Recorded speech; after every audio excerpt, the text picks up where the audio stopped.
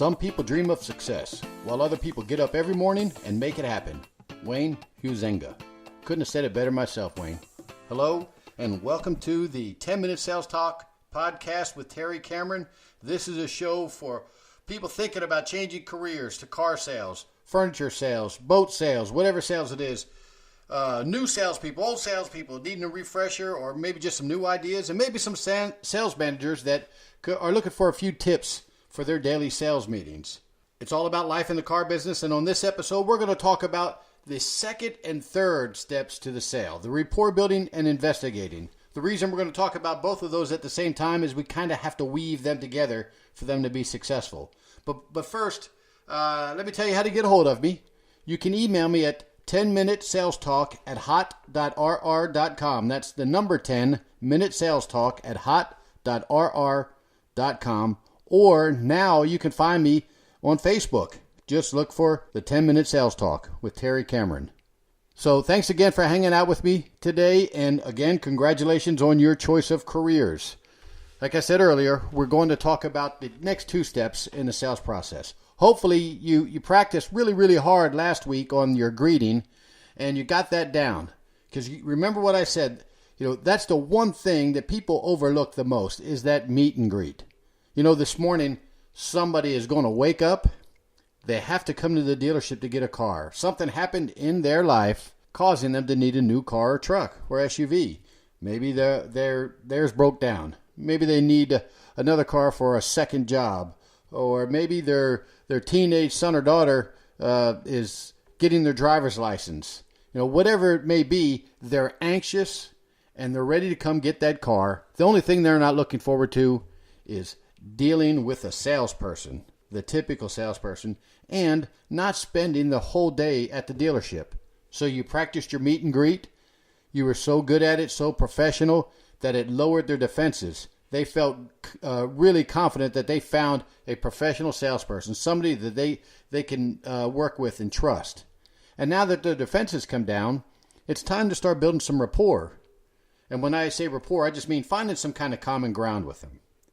When you find that rapport, where you start building that rapport, then you can start investigating to find out their wants and needs. A lot of people call this needs assessment. I just say find out why they need to buy the car or the truck or the SUV.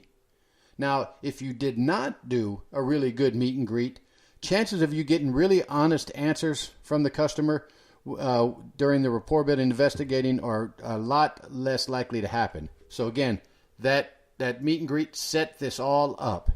So first thing I'm going to talk about is when it comes to building rapport is you have to start noticing things about the customer the minute they drive on the lot. If they're driving a truck and they have a tow hitch, they probably tow something. You might want to find out about that. If they're wearing a Dallas Cowboy ball cap, well, you need to give them a bigger discount for one.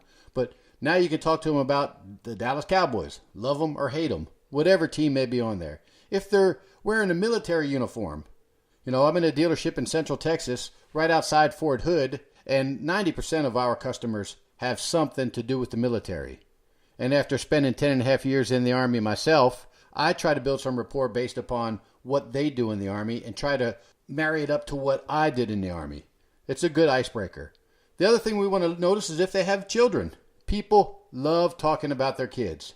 You might want to talk about the kids a little bit. Are they wearing soccer uniforms, Boy Scout uniforms, Girl Scout, Cub Scout uniforms, whatever? You need to be able to talk about that. You want to look at the things that they have, or bumper stickers, for example. What if they're golfers? And you're a golfer. You can talk about golf. Now, when you find out all these things about them and you can start building rapport talking about the things that they like talking about, you start mixing in some investigative questions. For example, if they are a golfer, you can ask them, where do you normally play at? And if you play there, maybe you'll talk about a specific hole that you like or that gives you trouble.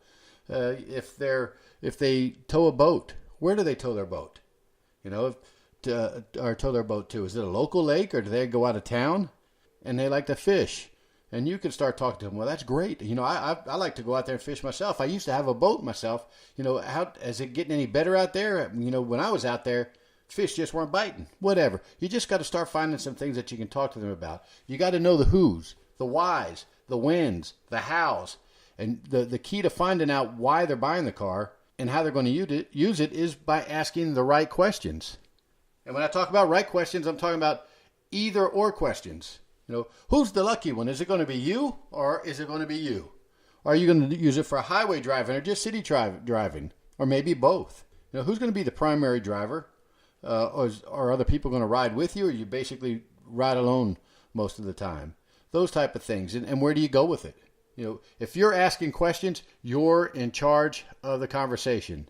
Now, one way that I got to be what I consider an expert at building rapport and investigating is I had a list of about 5 questions that I asked all the time. That's a good way to get you started. And a lot of times I didn't need to use but maybe 1 or 2 of those questions, and it opened up a dialogue that just fed on itself. So things like, I always ask them, are you looking for something basic or something with all the bells and buzzers? Remember, either or questions usually end up with them answering the question with the answers that you already gave them. You or somebody else. Well, it's going to be for me.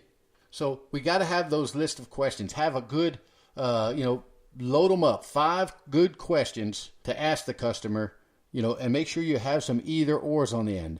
Now, if all else fails, and man, this happens a lot with a couple particular salespeople that I work with, they don't have a clue on why the customer is buying this car or considering buying the vehicle. Just ask them, why are you particularly interested in this car? If you ask them the question and you built the right amount of rapport and you started off with the right greeting, you'll get the answer. Again, if you sound confident when you're asking these questions, you have even a better chance of getting the right answer from them. So building rapport and investigating are a few open-ended questions, a few either-or type questions, and you mix them together. If you have to work at having a conversation with your customer, forget it. You need to be able to hold a conversation with the customer, and that's all the building rapport is. I mean, you probably don't have a chance talking to somebody if you go out to the club, or somebody at the ball game. Just think about it that way. You're just asking questions, and if you've done it right, they're going to answer the questions. And when they do that, now you know everything you need to know to sell them the car. Or even better yet, you know everything you need to know to help them buy the car they came to purchase in the first place. Piece of cake. This is not hard if you practice it the right way.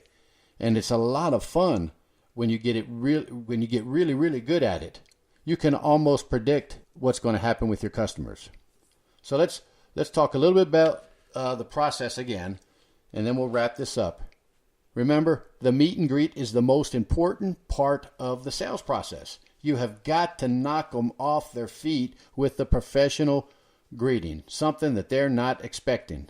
If you do that successfully, now you can move into the rapport building, getting them to like you and investigating to find out what they're going to be using it for, but only if you do it the right way. When we get to that investigation, remember, it's going to lead us to the next step, which is a presentation. And if we don't know why they're buying it, how are we going to know how to present the vehicle to them? What if they're buying it for their 16-year-old daughter and we start talking to them about horsepower and torque? We blew that sale, didn't we? Remember, building rapport, getting them to like you, investigating, find out who's going to be the driver, what they're going to be using it for, where they're going to be taking it, and why it's important to them. Again, if all else fails, just ask, why are you interested in this type of vehicle particularly? If you built that rapport, they'll answer. So next week, we're going to talk about the all-important presentation and demonstration steps to the sale. What I'd like you to do between now and next week is work on your greeting a little bit more. Come up with 5 good questions that you can use to start building rapport and investigating with the customers, some that you can use every single time. When you get those down to where it just rolls off your tongue, now we're cooking with grease. Chances are you got a sale. It's just a matter of how much money we're going to make now.